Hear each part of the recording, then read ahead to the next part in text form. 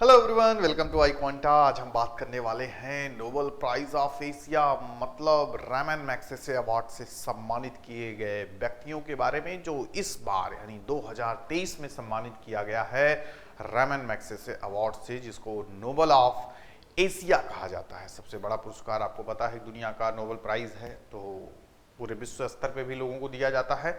तो एशिया में जो सबसे बड़ा अवार्ड की गिनती में शामिल होता है वो है आपका रैमन मैग्सेसे अवार्ड। तो दिया गया है भारत के एक व्यक्ति को इस बार, जिनका नाम है रवि कन्नन, और भी साथ साथ 3 लोगों को दिया गया है। तो मतलब एशिया में 4 लोगों को दिया गया है, तो इनको भी जानेंगे बाकी के 3 लोग कौन हैं। और जो आपके सामने दिख रहे हैं, हमारे देश के रवि कन्नन जी को दिया गया है आपके हेल्थ सेक्टर में काफ़ी बड़े योगदान के लिए। कैंसर पीड़ित जो व्यक्ति होते हैं उनका सफल इलाज वो भी मुफ्त में या कम से कम दामों में। ठीक है, जैसे कि आपको पता है कैंसर के इलाज के लिए लाखों लाखों रुपए लगते हैं, 15-15, 20-20 लाख जो रुपए लगते हैं लोगों के, पेशेंट्स के, उसको चंद रुपयों में, लाख रुपए में, या काफ़ी ऐसे कैंसर हैं जिनको ये मुफ्त में इलाज करते हैं। तो इसके लिए इनको, इतना बड़े योगदान के लिए इनको रैमन मैग्सेसे अवार्ड से सम्मानित किया गया है, जो एक बहुत बड़ा सम्मान है। पद्मश्री से भी सम्मानित किए जा चुके हैं। तो इन्हीं के बारे में थोड़ा बहुत जानेंगे और बाकी का स्टैटिक पोर्शन भी देखने की कोशिश करेंगे। अभी तक कितने लोगों को अवार्ड मिल चुका है, बाकी 3 जो इस बार चुने गए हैं उनका क्या नाम है, क्योंकि मैच द फॉलोइंग में भी आपके एग्जाम में आ सकता है। चारों का नाम, कंट्रीब्यूशन, तो आपको मैच द फॉलोइंग करना पड़ेगा, किस देश से बिलोंग करते हैं। तो ये सब चीज़ें आपको जानना जरूरी होगा। ठीक है, तो वही जानेंगे इनके बारे में थोड़ा बहुत हम लोग। कन्नन साहब जो बहुत बड़ा योगदान इन्होंने दिया है, वही चीज़ें सामने आती हैं तो हम लोग को भी पता चलता है कि कितना बड़ा उत्कृष्ट योगदान है इनका। तो बहुत बड़ी जॉब वगैरह ये लोग छोड़ के आए, आपके कन्नन साहब बहुत बड़ी जॉब छोड़ के आए, जो कि चेन्नई में इनको ऑफ द प्रेस्टिजियस पोजीशन था। चेन्नई का जो काफ़ी बड़ा जाना माना अस्पताल हुआ करता था, वहाँ से इन्होंने इस जॉब को छोड़ा और फाइनली सिलचर इन आसाम, ये भी ध्यान पता होना चाहिए आपको लोकेशन वगैरह, ठीक है ना, सिलचर इन आसाम। तो इन्होंने रिसर्च सेंटर में काम किया, उसको आगे बढ़ाया, उसके अब फाइनली डायरेक्टर है 2007 से। तो बहुत बड़े इस योगदान के लिए इनको 2023 का रैमन मैग्सेसे अवार्ड दिया गया है for pushing the boundaries of pro people health care and cancer care. कितने लोग वंचित रह जाते हैं, इलाज नहीं मिल पाता, कितनी महंगे इलाज होते हैं, आपको पता है कैंसर वगैरह के। तो इसके लिए इन्होंने काम किया, खर्चों को कम किया, बेसिक्स जेनरिक दवाओं की मदद से कैंसर का इलाज लोगों को पूरी तरीके से मुफ्त करने की कोशिश की और इनको इस सम्मान से नवाजा गया। बाकी के 4 लोग भी डिजर्विंग लोग हैं, ठीक है, अलग अलग क्षेत्रों में। तो इसके अलावा भी कोरबी रक्षंद जो कि बांग्लादेश से हैं, दूसरे व्यक्ति हैं जो आपके कन्नन साहब, तीसरे आपके मिरियम कॉर्नल फेरर नाम है जो कि फिलीपींस से हैं, और चौथे व्यक्ति जिनको सम्मानित किया गया है वो हैं यूजीनियो लेमस तिमोर लेस्टे के। ठीक है, तो ये चारों व्यक्ति के यहाँ पे आपको पिक्चर भी दिख रही होगी। रवि कन्नन जी हैं, फिर उसके बाद यूजीनियो लेमनस जी हैं, फिर उसके बाद मिरियम कॉर्नल फेरर हैं, और आपके कॉर्बी रक्षंद हैं। ठीक है, तो इनको भी शिक्षा के क्षेत्र में दिया गया। इनको भी आपके काफ़ी ज़्यादा शांतिपूर्ण सौहार्द को स्थापित करने के लिए इनको दिया गया। और फिर आपकी फाइनली कौन बचे, यूजीनियो लेमस को भी दिया गया फूड सोवेरेनिटी विजनरी के कैटेगरी में।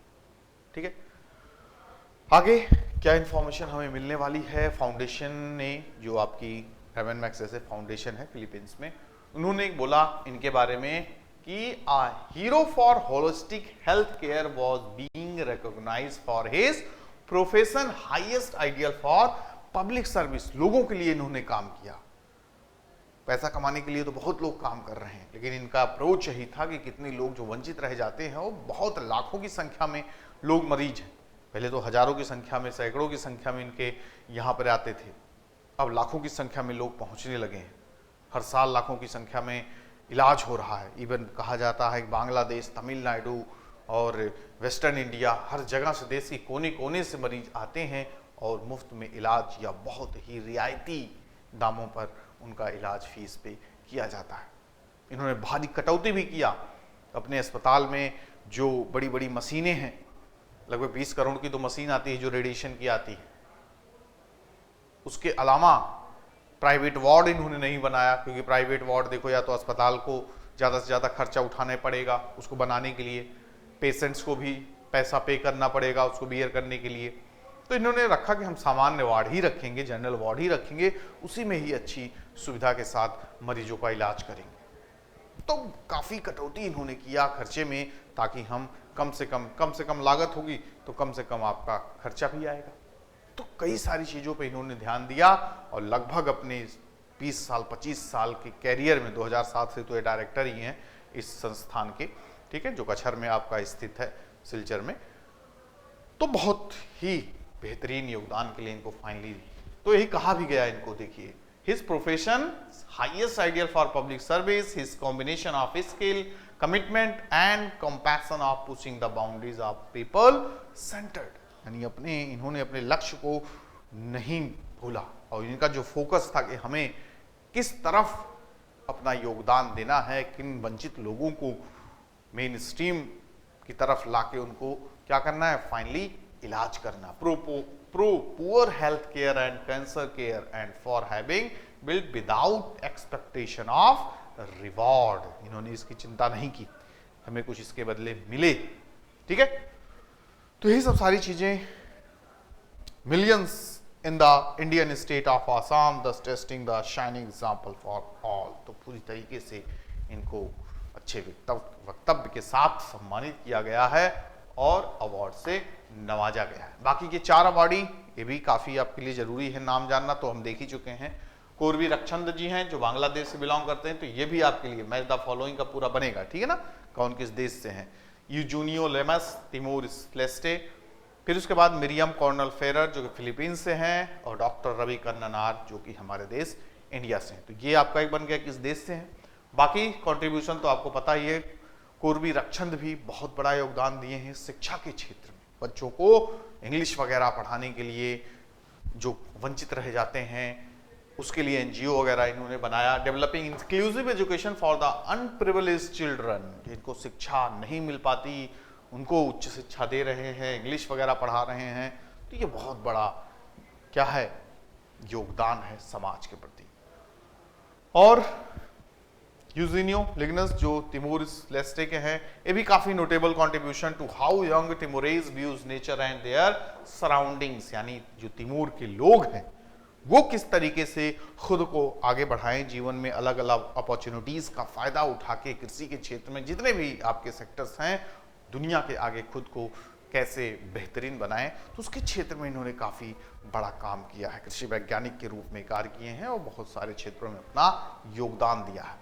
बाकी मिरियम कॉर्नल ने भी बहुत बड़ा योगदान दिया, शांति व्यवस्था, सुरक्षा, अहिंसा, हर चीज को ध्यान में रखते हुए unwavering believe in the transformative power of non violent strategies in peace building. ये बड़ी चीज है कि आप इस दौर में कहीं किसी देशों में देखिए युद्ध हो रहा है, हर देश में इंटरनल रिवेलियंस हो रहे हैं, दंगे हो रहे हैं, इन सबको रोकना, मानवजात के बीच अहिंसा का संदेश देना, लोगों को एक साथ मिलजुल के रहना, तो ये बहुत बड़ी बात है आज के समय में अगर कोई इस चीज़ को आगे बढ़ा रहा है। आज के समय तो लोग सोचते हैं कि इस बहती हुई गंगा में हाथ धो लो, सफल हो जाओ, सत्ता के जो भूखे हैं आपस में लड़ाने को पड़े हुए हैं। तो बड़े लोग बड़े सोच तो डिजर्व करते ही हैं सब चीज़ों के लिए, समाज के बेहतरीन इंसानों में से एक है।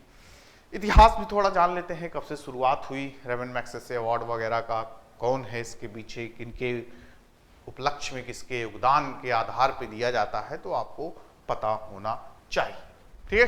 तो Ramon Magsaysay award was established in which year, 1957। ये भी ध्यान में रखना होगा, ठीक है, ठीक। और इसके साथ with the consent of the government of the Philippines, कहां पे किसके द्वारा शुरू किया गया, by the trustees of the Rockefeller brothers fund based in New York, ठीक है, और with the consent of the government of Philippines, क्योंकि जो फिलीपींस के राष्ट्रपति थे उन्हीं के ही उपलक्ष्य में ये मनाया जाता है। This award was instituted in the memory of former president Ramon Magsaysay so that the memory of this courageous service to the common people. इनका योगदान काफी ज्यादा था लोगों के प्रति, तो इसी के सम्मान में इन्होंने स्टार्ट किया रामन मैग्सेसे अवार्ड। ठीक है, तो तभी से दिया जाने लगा। हर एक क्षेत्र में कई सारे आपके कैटेगरीज हैं जो मेनली आपका गवर्नमेंट सर्विस में दिया जाता है, जिसका बहुत बड़ा योगदान हो। ठीक है, पब्लिक सर्विस में बहुत बड़ा योगदान हो, कम्युनिटी लीडरशिप में बहुत बड़ा आपका प्रोग्राम आपका योगदान हो, जर्नलिज्म के क्षेत्र में दिया जाता है, जैसे देखिए रवीश कुमार को मिला, literature, arts, these are the categories. ठीक है ना, इसमें दिया जाएगा। इमर्जिंग लीडरशिप में दिया जाता है। ठीक है ना, इमर्जिंग लीडरशिप हो गया। पीस एंड इंटरनेशनल गुडविल, शांति व्यवस्था अगर आप स्थापित करते हैं अंतर्राष्ट्रीय स्तर पे, तो उस क्षेत्र में आपको ये पुरस्कार से सम्मानित किया जाएगा। अब लिस्ट हम लोग देख लेते हैं, इंपॉर्टेंट लिस्ट जो अभी तक भारतीयों को सम्मानित किया गया। इसमें आपके कई तरीके से क्वेश्चंस बनेंगे। मैच द फॉलोइंग में पूछ लेगा कब किस वर्ष दिया गया, या आउट ऑफ विच किसको नहीं दिया गया, या रिसेंटली किसको दिया गया, तो ये सब आपके लिए जानना जरूरी है। तो ये लिस्ट भी आप देख सकते हैं, पीडीएफ वगैरह मिल जाएगा, उसमें भी एक दो बार आप देख लेंगे तो याद हो जाएगा। 2023 में मिला था, आपके पता ही है, इस बार हमारे देश के डॉक्टर रवि कन्नन आर को दिया गया, जो कि डॉक्टर है पेशे से। 2022 में किसी को नहीं मिला। 21 में देखिए फिरदौसी कादरी को मिला, ठीक है, जो कि बांग्लादेश से थे। ठीक है, फिर 2019 में देखिए रवीश कुमार जर्नलिज्म के क्षेत्र में मिला, काफी ज्यादा नाम आया था उस समय। फिर उसके बाद भारत वाटवानी सोशल सर्विस में मिला। ठीक है, सोनम वांगचुक इंजीनियर थे जिनको सोशल सर्विस में मिला। तो ये लिस्ट आप देख सकते हैं, काफी लंबी लिस्ट है। ठीक है, टीएम कृष्णा हो गए, संजीव चतुर्वेदी हो गए, इनको भी देखिए 2015 में अगेंस्ट करप्शन के खिलाफ मिला था रामन मैग्सेसे अवार्ड। काफी ज्यादा इनका ट्रांसफर होता रहता है, क्योंकि भाई इनके अंदर करप्शन की कोई चीज ही नहीं है। जैसे अशोक खेमका हो गए, संजीव चतुर्वेदी वगैरह हो गए, केजरीवाल भी इनको अपनी गवर्नमेंट में लेना चाह रहे थे लेकिन नहीं लिए। अंशु गुप्ता इन द ईयर 2015 में सोशल वर्क के लिए मिला इनको। ठीक है, कुलंदी, फ्रांसिस, नीलिमा मिश्रा, हरीश हांडे, इन सबको नाम तो जरूर ही आपने सुना होगा। खैर इतना ज़्यादा लाइमलाइट में रहते नहीं, इसलिए जिस वर्ष मिलता उसी साल ही लाइमलाइट में रहते हैं। ठीक है, फिर मंदाकिनी आमटे, इनको भी ट्राइबल वेलफेयर वर्क के लिए मिला। अरविंद केजरीवाल आप देख ही रहे हैं, 2006 में इनको मिल चुका है, आप हल्के में लेते होंगे। तो इतना ज़्यादा इन्होंने काम किया था ग्राउंड लेवल पे। और सबसे बड़ी चीज़ ये भी पूछा जाता है कि जैसे बड़ी बड़ी जो पर्सनालिटीज हैं लाइमलाइट में भी जो रहती हैं, उनका क्वेश्चन आ सकता है, चाहे वो बहुत पहले उनको मिला है चाहे करंट में मिला हो। ठीक है ना, ये चीज आप ध्यान में रखिएगा। तो अरविंद केजरीवाल इमर्जिंग लीडरशिप में मिला था, तो कई बार पूछा गया इमर्जिंग लीडरशिप, कम्युनिटी लीडरशिप, तो ये आप ध्यान में रखिएगा किस कैटेगरी में। ठीक है ना, उसके बाद इंपॉर्टेंट की बात करेंगे, क्योंकि वो आपके लिए चांसेस है। बाकी लिस्ट आप एक बार देख लेंगे, मैं भेज दूंगा, लिंक डाल दूंगा डिस्क्रिप्शन वगैरह में। संदीप पांडे इमर्जिंग लीडरशिप में इनको भी मिला है। राजेंद्र सिंह, फिर उसके बाद जाउकिन एरपुथम, अरुणा रॉय, ये भी काफी जानी मानी आपकी पर्सनालिटी है। कम्युनिटी लीडरशिप में देखिए ना, इनको कम्युनिटी लीडरशिप में मिला। ठीक है, महेश चंद्र मेहता हो गए आपके। फिर उसके बाद महाश्वेता देवी, लिटरेचर के क्षेत्र में देखिए काफी जानी मानी आपकी क्या है, लिटरेचर की राइटर हैं। आप देखेंगे कई सारी इनकी पोएम पढ़े होंगे, किताबें पढ़ी होंगी। फिर उसके बाद किरण बेदी को कौन नहीं जानता, तो ये किस क्षेत्र में पाई हैं, गवर्नमेंट सर्विस में। मैच द फॉलोइंग में आ जाएगा, आप बता दोगे। पंडित रविशंकर देखिए किसमें है, ये क्रिएटिव कम्युनिकेशन आर्ट में पाए होंगे, ये इस वाले कैटेगरी में आते हैं। इसमें जर्नलिज्म, लिटरेचर, ये सब सारी चीजें आ जाती हैं। ठीक है, फिर उसके बाद हम लोग देख रहे हैं किसका, आर के लक्ष्मण का देखते होंगे आप, एनसीईआरटी पढ़ते होंगे तो उनका ही कार्टून दिखता रहता है, तो जर्नलिज्म के क्षेत्र में उनको दिया गया। ठीक है, चंदी प्रसाद भट्ट कम्युनिटी लीडरशिप में इनको मिला। मणिभाई देसाई पब्लिक सर्विस में। अरुण शौरी काफी बड़े जर्नलिज्म के क्षेत्र में जाने माने नाम है, तो इनको दिया गया 1982 में ही देखो दे दिया गया था। फिर यहाँ पे बड़ा नाम आपके सामने आ रहा जो एग्जाम में पूछ सकते हैं, इसमें भी कुछ नहीं मुझे नजर आ रहा है। यहाँ देखते हैं एमएस सुब्बुलक्ष्मी, ग्रेट, आपके पब्लिक सर्विस के क्षेत्र में मिला सुब्बुलक्ष्मी को। एमएस स्वामीनाथन कम्युनिटी लीडरशिप में मिला इनको। पता ही होगा आपको कि आपके ग्रीन रेवोल्यूशन के जनक सत्यजीत रे, ग्रेट पर्सनालिटी, तो इनको तो मिलना ही था। ठीक है, तो ये भी आपसे पूछा जा सकता है किस क्षेत्र में आपके इनको मिला, क्रिएटिव कम्युनिकेशन आर्ट, क्योंकि फिल्म से संबंधित थे। ठीक है, फिर उसके बाद जयप्रकाश नारायण पब्लिक सर्विसेज में, जयप्रकाश नारायण पता है को जेपी, जो पूरी तरीके से इन्होंने आंदोलन ही खड़ा कर दिया था। फिर उसके बाद यहाँ पे जो आपसे पूछा जा सकता है, और कोई ऐसा नाम नहीं दिख रहा है, Verghese Kurien, milk revolution father आपको दिख ही रहे, कम्युनिटी लीडरशिप, ये भी ध्यान रखना। ठीक है ना, community leadership. Mother Teresa international harmony के क्षेत्र में इनको मिला in the year 1962। Amitabh Choudhury journalism के क्षेत्र में मिला। सीडी देशमुख जो कि गवर्नमेंट सर्विस के क्षेत्र में इनको दिया गया। And the last and the first, list में तो लास्ट है, लेकिन ये एग्जाम में क्वेश्चन बन जाता है, पहले प्राप्तकर्ता, first recipient of Ramon Magsaysay award, तो किसको मिला था, विनोबा भावे को। ठीक है, जो संबंधित है आपके भूदान आंदोलन, ठीक है ना, भूदान मूवमेंट से भी संबंधित हैं। और किस कैटेगरी में इनको मिला, कम्युनिटी लीडरशिप में मिला था, ये भी आप ध्यान में रखिएगा। तो ये आपके लिए काफी इंपॉर्टेंट क्वेश्चंस, स्टैटिक पोर्शन और करंट अफेयर के लिए भी हो सकता है, तो जानना आपके लिए काफी जरूरी है। इसको शेयर भी जरूर कर दीजिएगा ताकि और भी काफी लोगों को पता चले, और सब्सक्राइब भी चैनल को जरूर कर लीजिए, क्योंकि बैक टू बैक क्लासेस होने वाली हैं। करंट अफेयर की क्लास आपकी चलने वाली है, जो आपके लिए एग्जाम के लिए आने वाले समय में काफ़ी हेल्पफुल साबित होगा। ठीक है, मिलते हैं नेक्स्ट सेशन में, नेक्स्ट वीडियो में। तब तक के लिए bye bye, take care to all of you, good luck.